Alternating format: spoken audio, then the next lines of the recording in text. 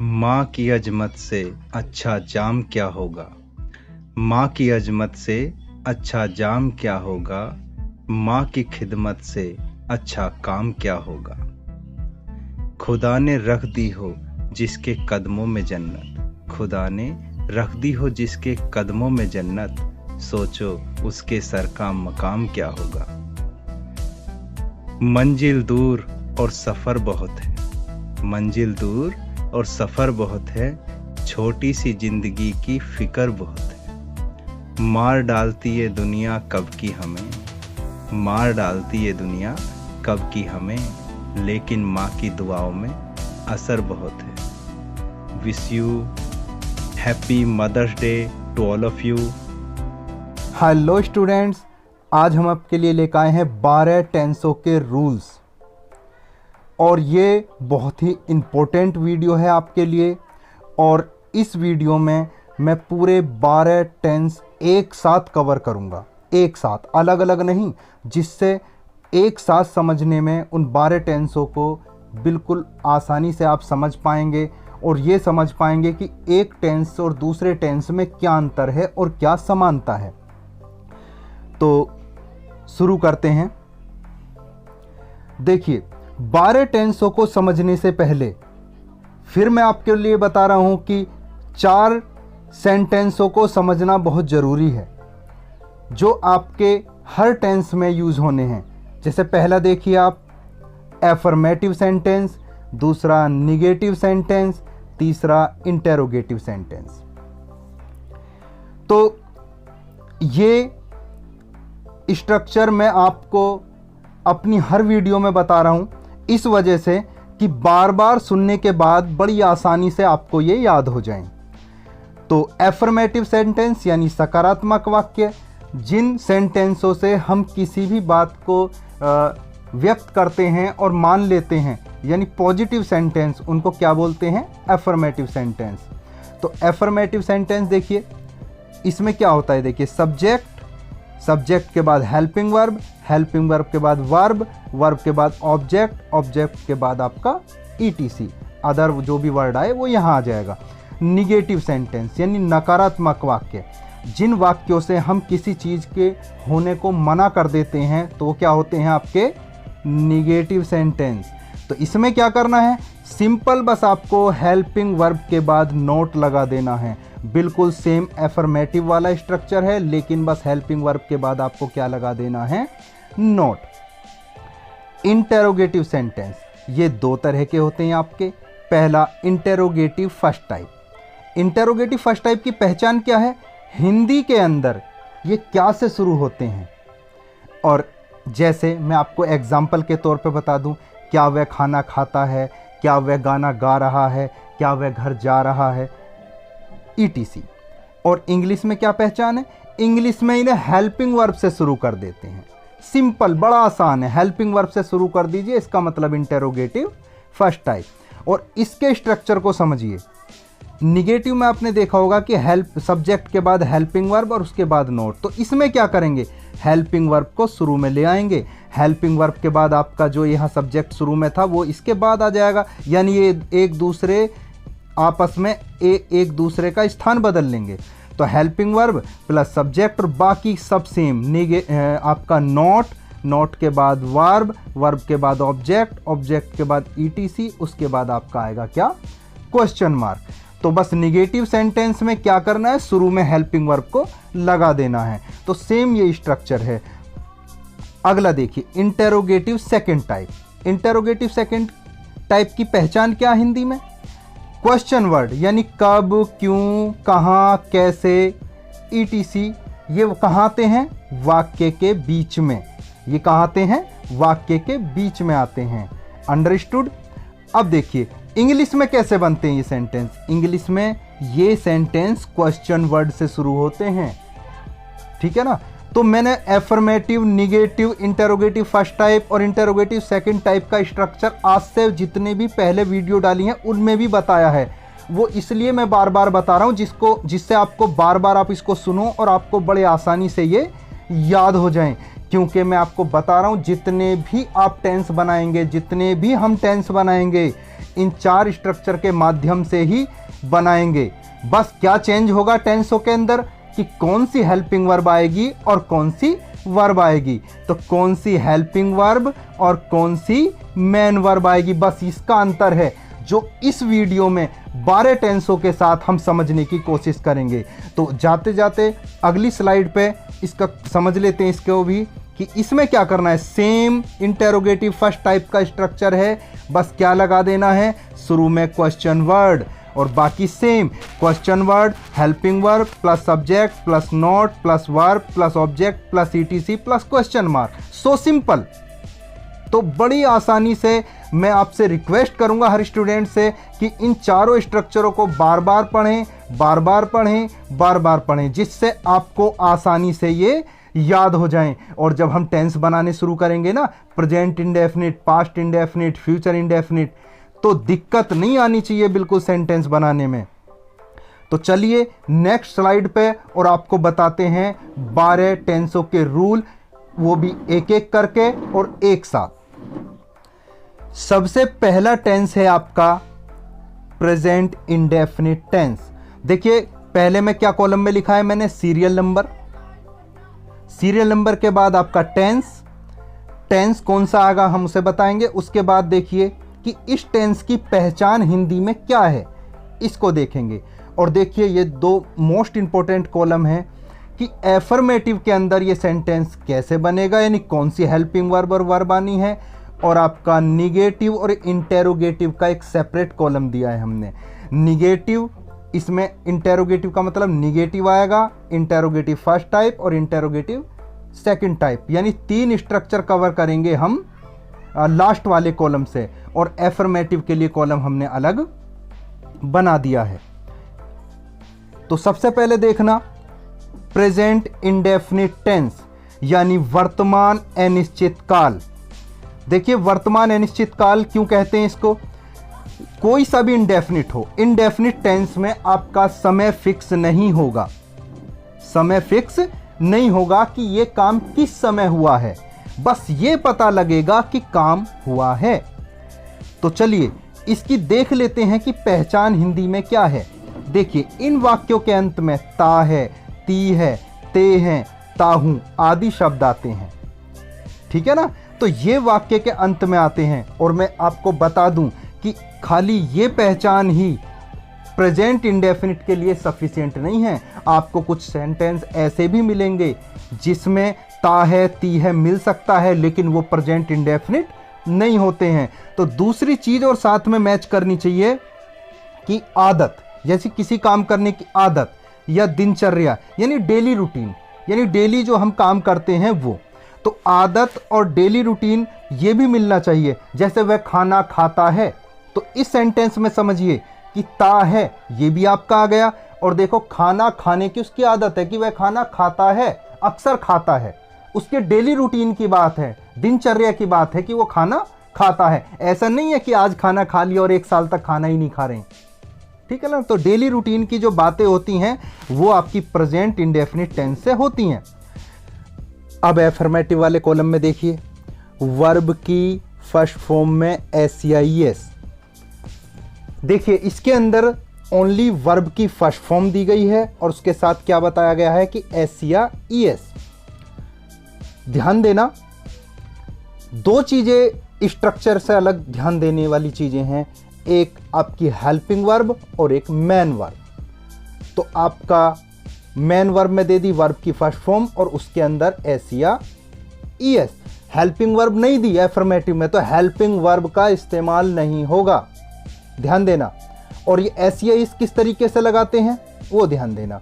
अगर आपका singular subject है, सिंगुलर सब्जेक्ट है, तो आप वर्ब की फर्स्ट फॉर्म में SCIS लगाएंगे। क्यों, समझिए जरा। सिंगुलर सब्जेक्ट होता है जो एक होता है, वही तो होता है सिंगुलर सब्जेक्ट। तो जो एक होता है तो वो हल्का होता है, तो उसके लिए जब वो हल्का होता है तो वर्ब को भारी कर दीजिए। समझाने के हिसाब से बता रहा हूँ जिससे आपको याद रहे कि जब आपका सब्जेक्ट हल्का है तो वर्ब को भारी कर दीजिए, उसमें जोड़ दीजिए SCIS। और अब अगर आपका प्लूरल सब्जेक्ट है यानी बहुवचन है, तो अब क्या करेंगे, आई और plural subject in I plus P S, ये दोनों प्लूरल में आते हैं आई बी, तो उसके साथ क्या लगाएंगे, ओनली वर्ब की फर्स्ट फॉर्म। ऐसे ही नहीं लगाएंगे कि प्लूरल सब्जेक्ट खुद एक भारी सब्जेक्ट है तो उसके साथ वर्ब को भारी करने की जरूरत नहीं है। और ध्यान देना एफर्मेटिव में एक बात और का कि सदैव या कभी नहीं, सदैव तो खैर एफर्मेटिव होता ही है तो वो तो एफर्मेटिव से ही बनेगा, लेकिन ध्यान देने वाली बात है कभी नहीं। तो कभी नहीं यानी नेवर, तो नेवर वाला जो होता है सेंटेंस ये होता है निगेटिव का, क्योंकि इसमें हम बात को मना करते हैं कि वह खाना कभी नहीं खाता है, तो उसमें मना कर दिया कि खाना नहीं खाता है वो, ठीक है ना, वो हमेशा चावल खाता है, ठीक है, तो हमेशा चावल खाता है वो, ठीक है, हमेशा चावल नहीं खाता है, तो ये क्या हो गया, निगेटिव। लेकिन ध्यान देना कि निगेटिव के रूल से वही बनाना है जहां नोट आए, इसको नेवर आएगा इसके अंदर कभी नहीं के लिए, तो नेवर वाला हमेशा बनाना है एफर्मेटिव के ही रूल से बनाना है। अब ध्यान दीजिए अगला जो है आपका निगेटिव प्लस इंटेरोगेटिव। इस कॉलम में हम देखेंगे कि कौन सी हेल्पिंग वर्ब और वर्ब आती है, तो ध्यान से देखना, इसमें हेल्पिंग वर्ब है आपकी डू या डज प्लस वर्ब की फर्स्ट फॉर्म। तो ध्यान देना कि इसमें हेल्पिंग वर्ब डू या डज का इस्तेमाल होगा और वर्ब की फर्स्ट फॉर्म का इस्तेमाल होगा। सिंगुलर सब्जेक्ट के साथ आपकी लगती है डज और आई और प्लूरल सब्जेक्ट के साथ आपकी हेल्पिंग वर्ब लगती है डू। तो इतना ही अगर आप ध्यान दे लेंगे तो प्रेजेंट इंडेफिनिट टेंस में कोई प्रॉब्लम आपको बनाने में नहीं आने वाली है। तो ध्यान से एक बार फिर मैं रिपीट कर देता हूं क्योंकि आगे मैं जल्दी कराऊंगा, लेकिन ये स्टार्टिंग है, आपको डिटेल में समझना जरूरी है। तो मैं एक बार रिपीट कर देता हूं कि स्ट्रक्चर तो हमने समझ लिए पहले ही कि 4 स्ट्रक्चर के माध्यम से बनेंगे, affirmative, negative, interrogative first type और सेकंड टाइप। अब तो केवल हमें इन 12 टेंसों के अंदर समझना है केवल कौन सी हेल्पिंग वर्ब और कौन सी वर्ब। तो देखिए एफर्मेटिव वाले कॉलम में हम समझ गए कि वर्ब की फर्स्ट फॉर्म में एस का हम इस्तेमाल करते हैं और उसमें भी कंडीशन बता दी, सिंगुलर सब्जेक्ट के साथ वर्ब की फर्स्ट फॉर्म में एस लगाएंगे, प्लूरल के साथ नहीं लगाएंगे, और नेवर वाला हमेशा बनाएंगे एफर्मेटिव के रूल से, ठीक है ना। तो एफर्मेटिव वाले कॉलम में केवल वर्ब, हेल्पिंग वर्ब नहीं लगाएंगे। हाँ, लेकिन ध्यान देना प्रेजेंट इंडेफिनिट टेंस ऐसा नहीं है कि इसमें हेल्पिंग वर्ब लगेगी ही नहीं, लगेगी, एफर्मेटिव में नहीं लगेगी। बाकी निगेटिव आपका, इंटेरोगेटिव फर्स्ट टाइप आपका, इंटेरोगेटिव सेकंड टाइप आपका, सब में लगेगी आपकी क्या, हेल्पिंग वर्ब भी और वर्ब भी। और ध्यान देना केवल 2 ही टेंस ऐसे हैं जिसके एफर्मेटिव में हेल्पिंग वर्ब नहीं लगती है। कौन कौन से, एक प्रेजेंट इंडेफिनिट और एक आपका पास्ट इंडेफिनिट। बाकी सारे टेंसों में आपको हेल्पिंग वर्ब भी मिलेगी और वर्ब भी मिलेगी, क्या वो एफर्मेटिव हो, वो निगेटिव हो, वो इंटेरोगेटिव फर्स्ट टाइप हो कि सेकंड टाइप हो, कोई मतलब नहीं इस बात से। तो ध्यान देना, ये तो हो गया आपका प्रेजेंट इंडेफिनिट टेंस। आपको पता ही है हेल्पिंग वर्ब लगेगी डू या डज और उसके साथ लगेगी वर्ब की फर्स्ट फॉर्म, एक वचन के साथ डज, बहुवचन के साथ डू। अगला चलते हैं अब पास्ट इंडेफिनिट टेंस। ये पास्ट इंडेफिनिट टेंस भी लगभग सेम है प्रेजेंट इंडेफिनिट टेंस के, फर्क है केवल पास्ट का। तो इसकी पहचान क्या है, देखिए इन वाक्यों के अंत में था, थी, थे, आ, ई, ए, यानी था, थी, थे तो आते ही है वाक्य के अंत में, कभी कभी स्वर से भी खत्म हो जाता है, जैसे आ, ई, ए आदि। मैं एग्जांपल दे देता हूं, जैसे वह कानपुर गया था, तो ये तो पास्ट इंडेफिनिट है, लेकिन अगर इसमें हम ऐसे भी बोल दें वह कानपुर गया, तो भी पास्ट इंडेफिनिट है, वो आ पे खत्म हो गया। शीला ने बहुत सारे गीत गाए थे, तो वो भी पास्ट इंडेफिनिट। और अगर मान लीजिए ऐसे बोल दें शीला ने गीत गाए, ए पे खत्म कर दिया, तो भी पास्ट इंडेफिनिट, ठीक है ना। और एक चीज का और ध्यान रखना है, इसमें मैंने नीचे दिया है आदत या दिनचर्या। अगर किसी आदत को दिखाई जाए, आदत दिखाई जाए किसमें, पास्ट के अंदर, तो वो पास्ट इंडेफिनिट होता है। लेकिन आदत या दिनचर्या को दिखाने के लिए जो भूतकाल में उन वाक्यों के अंत में या करता था, या करती थी आदि शब्द आते हैं, जैसे नानी मुझे कहानियां सुनाया करती थी, पिताजी खेतों पर जाया करते थे। तो पास्ट में क्या पता लगी इनसे, आदत, या उनका डेली रूटीन पता लगा कि दादी हमें कहानी रोजाना सुनाया करती थी, ठीक है ना, या करता था या करती थी। ऐसे सेंटेंस आपको किस तरीके से बनाने हैं, उनको जब बनाने हैं तो यूज करना है यूज टू और उसके साथ में वर्ब की फर्स्ट फॉर्म। चलिए पहले शुरू में समझ लेते हैं। ये तो आप समझ गए कि इस हिंदी में पहचान इसकी क्या है। अब देखिए इसकी इंग्लिश में इसको कैसे बनाएंगे। देखिए एफर्मेटिव वाले कॉलम में क्या नजर आ रहा है आपको, वर्ब की सेकंड फॉर्म। तो पास्ट इंडेफिनिट का एफर्मेटिव बनेगा, उसमें लगेगी केवल वर्ब की सेकंड फॉर्म, कोई हेल्पिंग वर्ब इसमें नहीं लगेगी, ठीक है। और वही मैं फिर बता रहा हूं, अगर कभी नहीं आ जाए आपका, क्या आ जाए आपका, नेवर आ जाए, कभी नहीं, तो आप क्या करोगे, आप बनाओगे एफर्मेटिव के रूल से। भूल कर भी निगेटिव से मत बना देना, नेवर आएगा एफर्मेटिव से बनेगा, ठीक है ना। और एक चीज मैंने जो अभी आपको बताई थी कि अगर पास्ट में आदत या डेली रूटीन की कोई बात आए तो हम क्या करेंगे, यूज्ड टू का यूज करेंगे। यूज्ड, तो यूज्ड में देखना ये खुद ही एक सेकंड फॉर्म है यूज्ड, तो इसलिए सेकंड फॉर्म केवल एक ही बार आ सकती है, इसलिए यूज्ड टू के साथ वर्ब की कौन सी फॉर्म का यूज करेंगे, फर्स्ट फॉर्म। अगर ये ना हो तो फिर कौन सी यूज करेंगे फॉर्म, वर्ब की सेकंड फॉर्म। यानी आदत आ जाए पास्ट में तो यूज्ड टू, आदत ना आए तो वर्ब की सेकंड फॉर्म। अब देखिए अगर पास्ट इंडेफिनिट के अंदर अगर निगेटिव और इंटेरोगेटिव आ जाए तो कैसे बनाएंगे, तो उसमें कौन सी हेल्पिंग वर्ब आती है आपकी, डिड। हेल्पिंग वर्ब डिड और डिड के साथ वर्ब की फर्स्ट फॉर्म। तो इन दोनों को ही देख के हम समझ जाएंगे कि पास्ट इंडेफिनिट है। अगर इंग्लिश में कोई पहचानने वाली बात है, नहीं तो अगर हमें बनाना है तो डिड के साथ फर्स्ट फॉर्म का यूज कर दो। पास्ट इंडेफिनिट का नेगेटिव भी इंटेरोगेटिव भी आपसे आसानी से बन जाएगा। नेक्स्ट चलिए आप, फ्यूचर इंडेफिनिट। फ्यूचर इंडेफिनिट की क्या पहचान है हिंदी में, गा गी गे आदि। ये वाक्य के अंत में शब्द आते हैं गा गी गे। और जो मैंने आपको बताई थी कि एफर्मेटिव के लिए रूल अलग, निगेटिव के लिए रूल अलग, ये यहां से फिनिश हो जाता है, खत्म हो जाता है। अब एक ही रूल होगा, उसी से एफर्मेटिव बनेगा, उसी से आपका निगेटिव बनेगा, उसी से आपका इंटेरोगेटिव फर्स्ट टाइप बनेगा, उसी से आपका सेकंड टाइप बनेगा। तो देखिए इसमें क्या लगेगा, देखना, हेल्पिंग वर्ब विल या शैल, और विल या शैल के साथ वर्ब की फर्स्ट फॉर्म, ठीक है ना। ये याद रख लेना है, फ्यूचर इंडेफिनिट अगर बनाना है तो हेल्पिंग वर्ब विल या शैल के साथ में आपको क्या यूज करनी है, वर्ब की फर्स्ट फॉर्म। और आईवी के साथ आपका क्या इस्तेमाल होगा, शैल का इस्तेमाल होगा।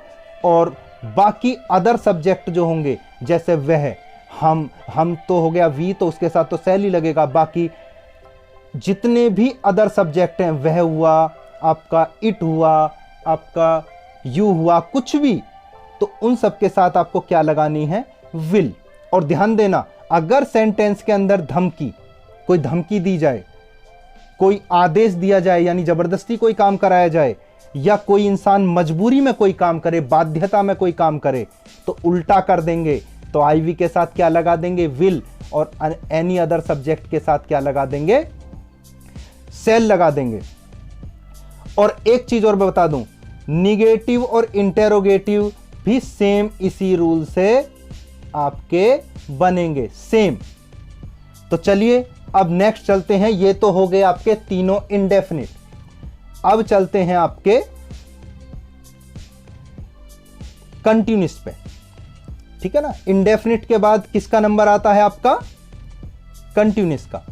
तो ध्यान देना, इसके अंदर एक चीज और समझना बात, इंडेफिनिट में आपको समझ गए, या तो सेकंड फॉर्म फर्स्ट फॉर्म यही आती हैं, ठीक है ना। कंटिन्यूस में सब में क्या समानता है और क्या अंतर है, ये भी हम समझेंगे एक साथ। तो देखिए प्रेजेंट कंटिन्यूस टेंस, क्या पहचान है इसकी हिंदी में, रहा है, रही है, रहे हैं आदि शब्द आते हैं जी। और क्या है इसकी पहचान, कार्य का जारी रहना। भाई काम जारी रहता है इसमें, कि वह खाना खा रहा है, वह घर जा रहा है, काम खत्म नहीं हुआ है, लगातार जारी है, चल रहा है। तो प्रेजेंट के अंदर अगर काम जारी है तो क्या है वो, प्रेजेंट कंटिन्यूस टेंस। और इसमें क्या लगाना है, ध्यान से देखना, हेल्पिंग वर्ब इज MR का इस्तेमाल करना है और साथ में वर्ब की फर्स्ट फॉर्म में ING का। ध्यान देना, तीनों कंटिन्यूस आपको एक साथ देखने हैं, तीनों कंटिन्यूस। वर्ब की फर्स्ट फॉर्म में ING तीनों में ही लगेगी और तीनों में ही काम का जारी रहना पाया जाएगा। बस फर्क क्या है, इसमें पास्ट में और इसमें फ्यूचर में। तो देखिए, आई के साथ किसका यूज करते हैं, एम हेल्पिंग वर्ब का, सिंगुलर सब्जेक्ट के साथ इज और प्लूरल सब्जेक्ट के साथ आर। अब देखिए पास्ट कंटिन्यूअस टेंस, इसकी क्या पहचान है जी, इसकी रहा था, रही थी, रहे थे, ये शब्द वाक्य के अंत में आते हैं और क्या भूतकाल में क्या रहता है, काम का जारी रहना पाया जाता है। तो इसमें कौन सी हेल्पिंग वर्ब लगाएंगे, हेल्पिंग वर्ब वॉज वर, और वाज वर के साथ वही सेम, इसमें भी वर्ब की फर्स्ट फॉर्म ING, इसमें भी वर्ब की फर्स्ट फॉर्म ING, इसमें भी वर्ब की फर्स्ट फॉर्म ING।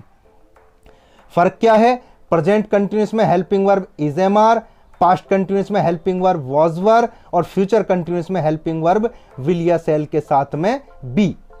ठीक है ना, तो विल या शैल के साथ में जब हम बी लगाएंगे तभी ये कंटिन्यूअस बनेगा।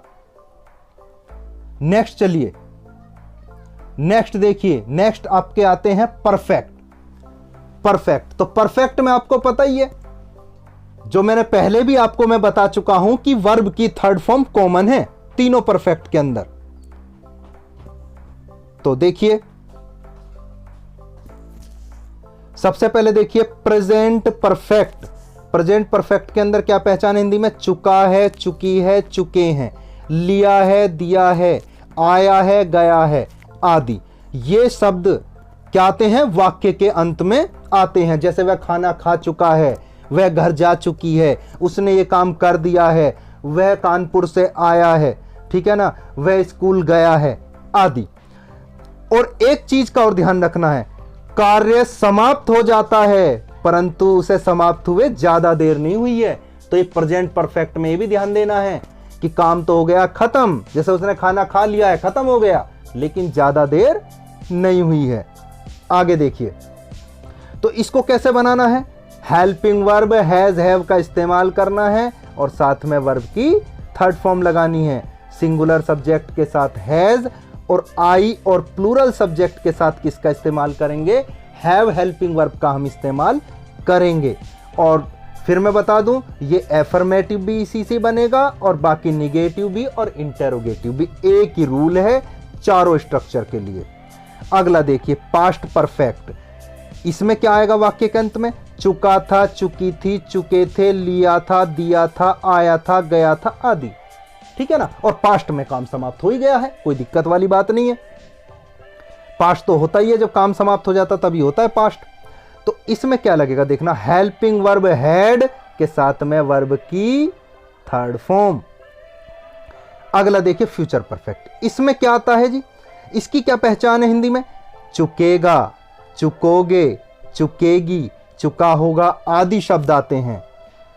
और इसमें क्या लगाते हैं देखना, हेल्पिंग वर्ब विल या शैल के साथ में आपको यूज करना है हैव, क्योंकि हैव जब भी तो परफेक्ट बनेगा, और साथ में वर्ब की थर्ड फॉर्म। ध्यान देना, प्रेजेंट परफेक्ट में helping verb has have, past में हैड, फ्यूचर में विल शैल के साथ में हैव, और तीनों में third form third form third form ही लगेगी। तो इस तरीके से आपका परफेक्ट कंप्लीट हो जाता है। और एक चीज का और ध्यान रखना कि जो ये पास्ट परफेक्ट है, इसमें कुछ सेंटेंस आपके कॉम्प्लेक्स भी आते हैं जो दो सेंटेंसों से जुड़कर बने होते हैं। ऐसे सेंटेंसों को बनाने के लिए कुछ अलग नियम हैं, तो वो डिटेल से हम अलग समझेंगे। अब हम नेक्स्ट चलते हैं आपके परफेक्ट कंटिन्यूअस पर। देखिए परफेक्ट कंटिन्यूअस यानी प्रेजेंट परफेक्ट कंटिन्यूअस, क्या पहचान है इनकी हिंदी में, वाक्य के अंत में आता है रहा है, रही है, रहे हैं आदि। और एक चीज का और ध्यान रखना है, पिछले किसी समय से कार्य लगातार जारी होता है। मतलब आप समझ लीजिए इसमें कि प्रेजेंट परफेक्ट, कोई सा भी परफेक्ट हो, इसका नाम से ही आप समझ लीजिए present perfect continuous tense. Present मतलब वर्तमान में होगा, जो अब काम चल रहा है। परफेक्ट यानी पूरा हो चुका होगा, और पूरा होने के बाद भी लगातार जारी रहेगा। कंटिन्यूस का मतलब लगातार जारी रहेगा। जैसे एग्जाम्पल देखिए, वह सुबह से खेल रहा है। ध्यान देना, वह सुबह से खेल रहा है, तो सुबह से अब तक काम हुआ है वो, ठीक है ना, खत्म हो गया, लेकिन अब भी जा रही है। सुबह से खेल रहा है, आगे भी खेल रहा है, कोई टाइम का पता नहीं, ठीक है ना। वह 2 घंटे से नाच रहा है, ठीक है ना, तो पिछले 2 घंटे से वो काम चला रहा है और आगे भी जारी रहेगा, तो ये होता है आपका परफेक्ट कंटिन्यूस, ठीक है। और एक चीज का और इसमें आपको ध्यान रखना है कि इसमें आपका समय जरूर दिया होगा, ठीक है ना, कि पिछले जिस समय से वो काम हो रहा है वो समय आपको जरूर दिया जाएगा। तो ध्यान देना। अब इसमें बनाएंगे कैसे, इसमें इस्तेमाल करेंगे हेल्पिंग वर्ब हैज या हैव, उसके साथ में बीन। और तुम्हें पता ही है, देखो हैज हैव क्या क्यों लगाया, हैज हैव बताइए क्यों लगाया भाई, बताइए। प्रेजेंट परफेक्ट कंटिन्यूअस टेंस है कि नहीं है, तो परफेक्ट में क्या आता है, हैज हैव आते ही नहीं आते, तो परफेक्ट के हेल्पिंग वर्ब का इस्तेमाल करेंगे। और कंटिन्यूअस है तो कंटिन्यूअस बनाने के लिए क्या लगाएंगे, बीन का इस्तेमाल। कोई भी चीज अगर तुम्हें कंटिन्यूअस बनानी है तो यह बी या बीन का इस्तेमाल आपको करना पड़ता है। अब देखिए, तो अब देखिए इसमें क्या लग गया, बीन, और बीन के साथ में आपको कौन सी वर्ब की फर्स्ट फॉर्म में, आईएनजी आपने लगेगी, ये सभी में लगेगी, सारे परफेक्ट कंटिन्यूअस में। और आप बताइए सिंस या फॉर के साथ आपका टाइम भी आएगा। अंतर क्या है, बस हेल्पिंग वर्ब हैज या हैव का, बाकी सब कुछ बराबर मिलेगा बाकी के 2 टेंसों में भी। तो आगे देखिए, पास्ट परफेक्ट कंटिन्यूअस, वही पहचान, रहा था, रही थी, रहे थे, जो आपकी पास्ट कंटिन्यूअस में पहचान थी वही इसमें है। बस फर्क क्या है कि इसमें समय होगा और साथ में पिछले किसी समय से कार्य का लगातार जारी रहना पाया जाता है। इसमें पिछले किसी समय से कार्य लगातार जारी रहता है, ठीक है ना। तो अब देखिए फर्क क्या है, इसमें हेल्पिंग वर्ब हैड का इस्तेमाल करेंगे जो परफेक्ट में की थी हमने, पास्ट परफेक्ट में, और साथ में क्या लगाएंगे, बीन। कंटिन्यूअस के लिए आपको पता ही है कि वर्ब की फर्स्ट फॉर्म में लगती है आईएनजी, और सिंस फॉर के साथ आपको टाइम का इस्तेमाल करना है। ये जो टाइम आ रहा है यही आपका एक्स्ट्रा है कंटिन्यूअस से। अगला देखिए, लास्ट आपका फ्यूचर परफेक्ट कंटिन्यूअस टेंस। तो इसकी क्या पहचान है, वही जो फ्यूचर कंटिन्यूअस की है, आपका रहेगा, रहेगी, रहा होगा आदि। और इसमें भी वही है, पिछले किसी समय से कार्य लगातार जारी रहता है, लेकिन ये नहीं फिट बैठेगी बात, ठीक है ना। तो फ्यूचर परफेक्ट कंटिन्यूअस में हम आने वाले समय में बात करेंगे कि जो काम लगातार जारी रहेगा और उसमें समय दिया होगा। जैसे कल किसान अपना खेत जोतता रहेगा, ठीक है ना, तो कल सुबह से, तो ठीक है ना, तो वो टाइम आपको दे दिया, ठीक है ना। तो कल सुबह से खेत जोतता रहेगा, तो वही बात है कि एक टाइम दे दिया जाएगा और उसके बाद भी काम लगातार जारी रहेगा, जो पहले हमने प्रेजेंट परफेक्ट कंटिन्यूअस में और पास्ट परफेक्ट कंटिन्यूअस टेंस में ये बात समझ ली है। तो वही आप हेल्पिंग वर्ब यूज करो जो परफेक्ट की थी, हेल्पिंग वर्ब विल या शैल, और उसके साथ में हैव। यहां तक आप समझ गए होंगे, परफेक्ट में आया था। कंटिन्यूअस के लिए क्या लगाना है, एक बीन आती है, बीन के साथ में कंटिन्यूअस में हमेशा वर्ब की फर्स्ट फॉर्म में आईएनजी आएगी, और सिंस या फॉर के साथ टाइम भी आएगा, क्योंकि बिना टाइम के तो नहीं बनेगा आपका कोई सा भी परफेक्ट कंटिन्यूअस टेंस, ठीक है ना। तो इसमें आप समझ गए होंगे कि हेल्पिंग वर्ब परफेक्ट की लगेगी, बीन लगेगा, वर्ब की फर्स्ट फॉर्म में आईएनजी लगेगी तीनों में, और सिंस फॉर के साथ टाइम लगेगा, ठीक है ना। तो अब हम समझते हैं कि जो हमारा समय की हम बात कर रहे थे, इस समय को कैसे इस्तेमाल करना है परफेक्ट कंटिन्यूअस टेंस के अंदर तीनों में, यानी प्रेजेंट परफेक्ट कंटिन्यूअस में भी, पास्ट परफेक्ट कंटिन्यूअस में भी, और फ्यूचर परफेक्ट कंटिन्यूअस में भी। तो देखो समय 2 तरह के मिलेंगे, एक होगा आपका निश्चित समय, ठीक है ना, जिसके लिए लगाना है आपका इस्तेमाल करना है सिंस, और एक होगा आपका अनिश्चित समय जिसके लिए लगाना है आपको फॉर। तो निश्चित समय और अनिश्चित समय को कैसे पहचानेंगे, जिस समय को हम गिन ना सकें और जो फिक्स हो उसको निश्चित समय बोलेंगे। जैसे सुबह को हम शाम, या सुबह को शाम और शाम को दोपहर नहीं कह सकते, तो वो क्या हो गया, आपका फिक्स टाइम होगा निश्चित समय। रविवार यानी संडे है तो संडे है, 2 फरवरी है तो ठीक है ना, तो वो बिल्कुल फिक्स टाइम। और जो गिना जाने वाला टाइम है अनिश्चित, जैसे 2 घंटे से काम कर रहा है, तो पता नहीं कौन से 2 घंटे से काम कर रहा है, सुबह के, दोपहर के, शाम के, तो ये अनिश्चित समय में आएगा। 10 मिनट से, पता नहीं कौन सी 10 मिनट से। लेकिन अगर आपका अनिश्चित समय भी है और उसमें पिछले वर्ड लग जाए कि पिछले 10 मिनट से, तो वो भी निश्चित हो जाता है और आपका सिंस लगेगा। तो कुछ एग्जाम्पल है जिससे हम समझेंगे कि निश्चित समय का। देखिए, सुबह से आपको बता दिया कि सुबह से, सुबह फिक्स है। शाम से, रविवार से, 2 फरवरी से, देखो तारीख आ जाए तो भी निश्चित समय है। 1995 से सन आ जाए तो भी निश्चित समय है, सिंस लगाएंगे। पिछले वर्ड आ गया, पिछले सप्ताह से, यानी सिंस लास्ट वीक, ये भी आपका निश्चित हो गया। अब अगर 1 सप्ताह से या 2 सप्ताह से बोलते तो आपका अनिश्चित होता, लेकिन अब क्या पिछले लगा दिया तो निश्चित है। 2 बजे से, ये क्या है, ये भी फिक्स है, बिल्कुल क्लियर 2 बजे, तो इसे हम 3 बजे कह ही नहीं सकते, इसलिए ये भी निश्चित समय है। अब अनिश्चित समय के लिए एग्जाम्पल देखिए, 2 घंटे से, पता नहीं कौन से 2 घंटे होंगे, इसलिए 2 घंटे से अनिश्चित समय। 10 मिनट से, 2 वर्ष से, पता ना कौन से 2 वर्ष होंगे, अब के या 5 साल पहले के। कुछ समय से, फॉर सम टाइम, ये भी आपका अनिश्चित समय आता है। 3 सप्ताह से, 3 सप्ताह से, 4 माह से, ये सब क्या हैं आपके अनिश्चित समय। तो जो निश्चित समय आपका आए उसके लिए क्या लगा देना है, सिंस, और उसके बाद समय लगा दो। और अगर अनिश्चित समय आए तो उसके लिए क्या लगा देना है आपको, फॉर। ठीक है ना। तो अब आई होप आप पूरा सिस्टम, यानी पूरे जो 12 टेंस हैं आप समझ गए होंगे बड़े अच्छे तरीके से। ठीक है ना।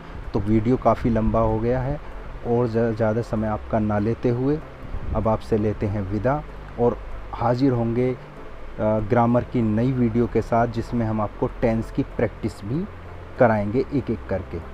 ठीक है ना। तब तक के लिए wish you all the best. दोबारा से हैप्पी मदर्स डे। जय हिंद।